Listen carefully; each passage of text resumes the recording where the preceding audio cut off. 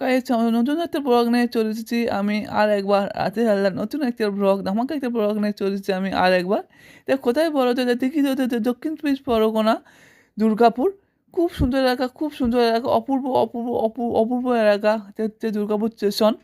সামনে আছে দুর্গাপুর ইস্কন মন্দির। ইস্কন মন্দিরের ভিতরে যাব, আরতি চলছে, ওখানে গিয়ে দেখবো কত সুন্দর লাগছে। দেখো গাইস কত সুন্দর লাগছে, ব্যাপক ব্যাপক লাগছে। সকালবেলা সকাল 6টা বাজে, আমি এখানে এসেছিলাম সকাল 5টার সময় এসেছিলাম। 5টার সময় একটা কাজ ছিল, ওই কাজ মিটে আমি আবার মন্দিরের দিকে যাচ্ছি। মন্দিরে এত সুন্দর এত সুন্দর এত সুন্দর আরতি চলছে গাইস, এত সুন্দর আরতি চলছে বলার বলার মতন না। আরতিটা তোমাদেরকে পুরো দেখাবো, ঘুরে ঘুরে দেখাবো তোমাদেরকে কেমন লাগছে। চলে যেত ফেসবুক চ্যানেলে, চলে যেত। এখন আমি আরতিতে যাচ্ছি গাইস।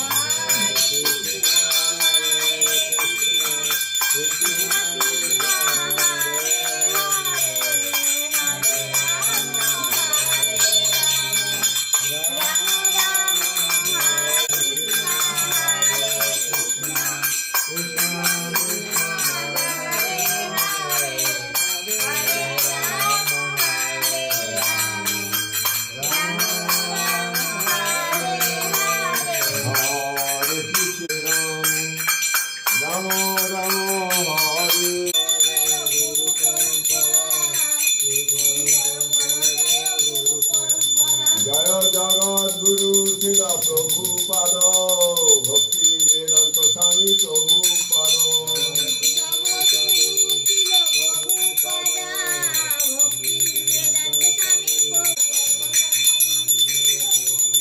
জয় জয় গুরুদেব গুরুদেব গুরুদেব গুরুদেব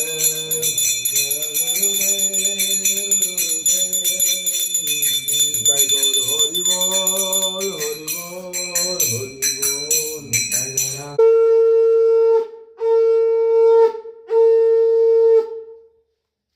ওকে, তোমাদের কেমন লাগলো বলো? পৌপাতে আলু যেতে তোমাদের কেমন লাগলো বলো? যদি ভাল লাগে গাইস আমাকে এই রাধে হাল্লা হরে কৃষ্ণ ইউটিউব চ্যানেলে কমেন্ট করে বলো কেমন লেগেছে। আর তার সঙ্গে সাবস্ক্রাইব করে দাও গাইস, এরকম নতুন নতুন কন্টেন্ট পাবে গাইস।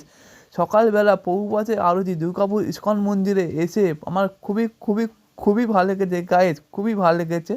পৌপাতে আরতিটা শেষ হয়ে গেছে, আমি একটু মাঠের দিকে এসেছি।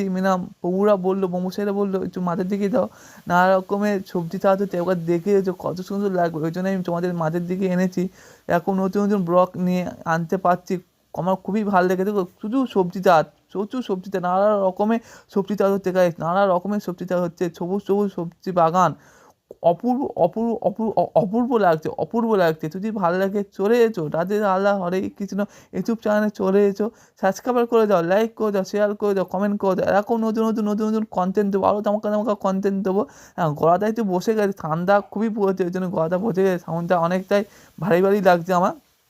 চলে আসতে হবে এখন নতুন কন্টেন্ট পেতে। ফের দেখা হবে নতুন একটা ব্লগ নিয়ে, ধামাকা একটা ব্লগ নিয়ে। ফের এক্ষুনি দেখা হচ্ছে। হরে কৃষ্ণা, টাটা।